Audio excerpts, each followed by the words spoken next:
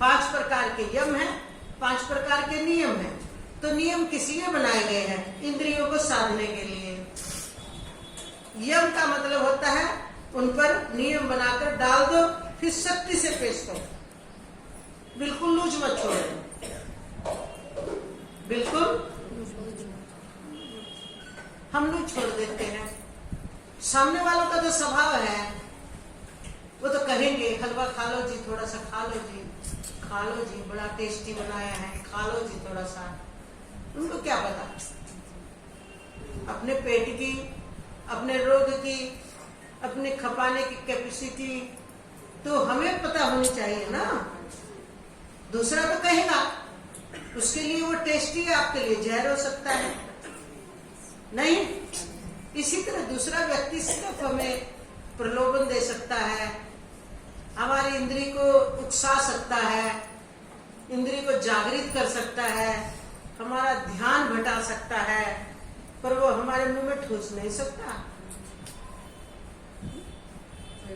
सब कुछ वो कला अपना सकता है, पर ये कला अभी हमारे हाथ में है कि हम इस दृढ़ निश्चय के द्वारा उनके सब प्रलोभनों को न स्वीकार कर अपने शरीर के अनुसार जैसे औषधि के तुल्य कोई भी वस्तु है उसे ग्रहण करते हैं। तो दूसरा फेल कर दिया कि नहीं? इसी तरह सभी इंद्रियों का समझना चाहिए, इसलिए नियमों की जरूरत है।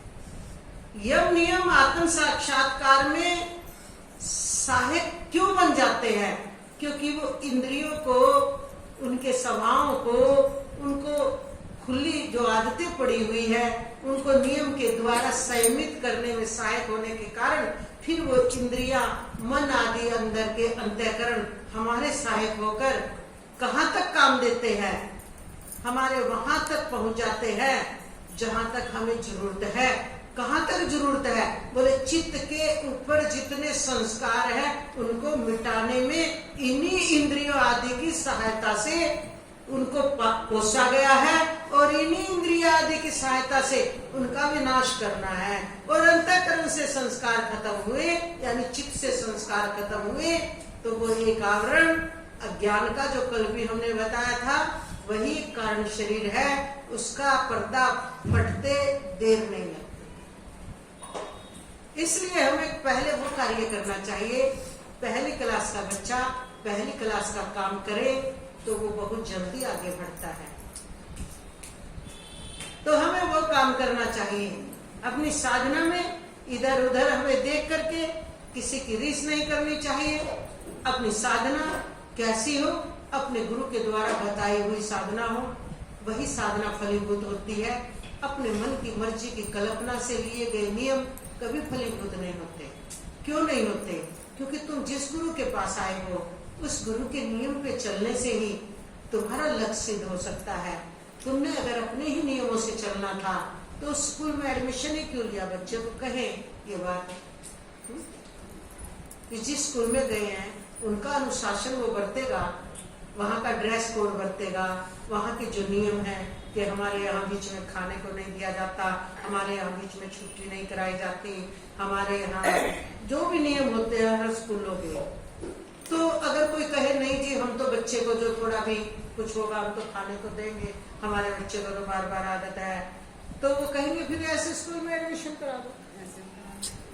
हमारे नियमों के अनुसार ही आपका बच्चा, अगर आप पेरेंट्स संतुष्ट हो तो दाखिला दिलाओ। ऐसे शिष्यों का होता है कि जो शिष्य जिस गुरु की शरण में आ जाते हैं उनके नियमानुसार उसे साधना करनी चाहिए। साधना माने क्या है? साधना का मतलब कोई ऐसा नहीं है कि रात को उल्टे लटकना है या रात को सोना नहीं है। साधना का मतलब है वो गुरु उपदेश कर रहे हैं, उनके जो आप सुनते ही हो वो क्या कहना चाह रहे हैं, किस लक्ष्य की प्राप्ति तुमने करनी है। और लक्ष्य तो सभी का एक ही होना चाहिए, अपने स्वयं स्वरूप की अनुभूति।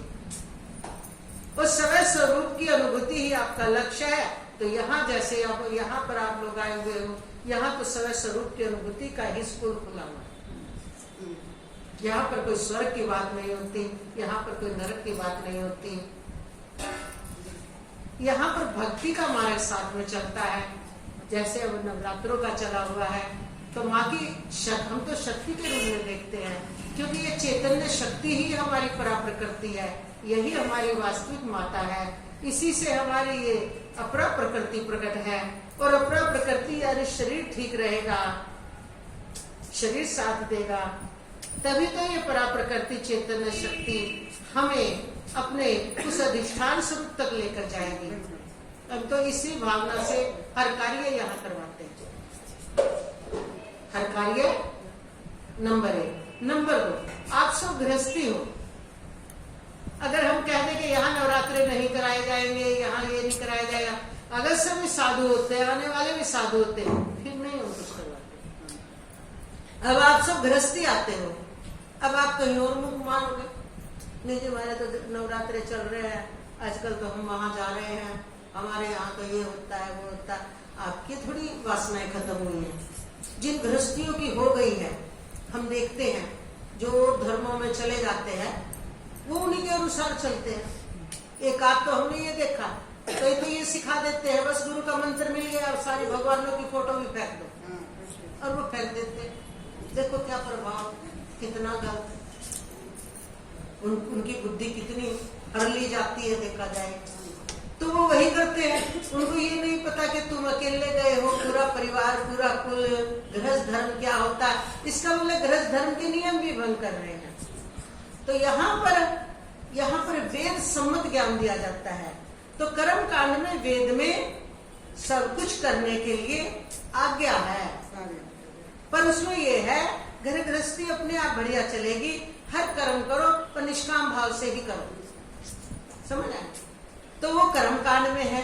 फिर भक्ति का तरीका दिखाया गया है, वो 16,000 भक्ति के उसमें है कि उपासना किस प्रकार होती है। फिर ज्ञान, तीनों का समन्वय है। इसलिए यहाँ पर गीता जी का विशेष आपको मार्गदर्शन कराया जाता है कि भगवान ने कहा निष्काम कर्म योग, निष्काम भक्ति योग और निष्काम ज्ञान योग, तीनों का समन्वय हुए बिना व्यक्ति अपनी पूर्णता को, पूर्णता के स्वयं स्वरूप को प्रकट नहीं कर सकता। इसलिए हम सब तरह का यहाँ पर तुम देखते हो, और उसके पीछे हमारा लक्ष्य होता है। क्या लक्ष्य होता है? निष्काम भाव। और निष्काम भाव कर लेने से भी घर गृहस्थी, अगर आप पक्का विश्वास करो, ऊर्जावान होती है। अगर प्रारब्ध कोई ज्यादा ही खराब है तो वो तो धक्का मारेगा ना घर गृहस्थी में भी, फिर तो कुछ भी कर लो आप। उसमें भी हमारे यहाँ छूट है वेदांत वेद में, उसमें भी कहा गया है कर्म के द्वारा कर्म को शांत किया जाता है, शुभ कर्मों के द्वारा अशुभ कर्मों को जीता जाता है। मतलब जीतने का मतलब उसे कुछ उसको हल्का किया जाता है। इसीलिए कहीं नहीं भटकना चाहिए कि शुभ कर्मों का सहारा लो।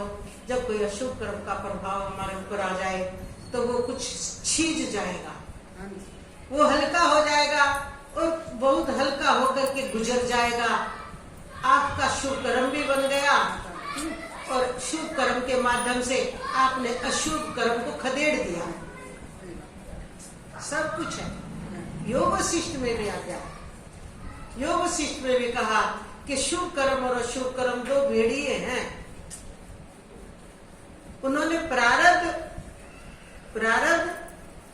और वर्तमान के कर्म को दो भेड़ियों में लिया। ये दो भेड़िए हैं, ये दोनों आपस में लड़ेंगे, जो सा बलवान होगा वो विजयी हो जाएगा। कई बार वर्तमान का कर्म इतना बलवान होता है और प्रारब्ध हल्का होता है तो प्रारब्ध कट जाता है, और कई बार प्रारब्ध इतना तीव्रतम बलवान होता है कि वर्तमान का कर्म बहुत किया हमने, बहुत शुभ कर्मों का सहारा लिया, फिर भी घटना घटकर रही। उसका मतलब क्या था कि वो भेड़िया, प्रारब्ध रूपी भेड़िया अति तीव्रतम कर्म संस्कार था, वो कुछ तो हल्का किया वर्तमान के कर्म ने, पर 100% वो उस पर विजय प्राप्त नहीं कर पाया। इसलिए उस काल में प्रारब्ध विजय हो गया। इसलिए कभी भी विश्वास को डोलने नहीं देना चाहिए, बहुत जगह भटकना नहीं चाहिए। अपने वेद ज्ञान के अनुसार जीवन बनाओगे तो प्रवृत्ति से निवृत्ति में भी चले जाओगे, और घर गृहस्थी अपने तरीके से बहुत अच्छी चलेगी, ऊर्जावान बनोगे। बहुत सब कुछ है सनातन में, इसलिए अपने सनातन में ही टिके रहो। सनातन ही वास्तविक है, सनातन ही मूल है। शहनशाह की संतान हो तुम। शहनशाहों का भी जो शहनशाह है ऐसा है सनातन, तो फिक्र किसका है। बोल श्री सतगुरुदेव भगवान की आगे का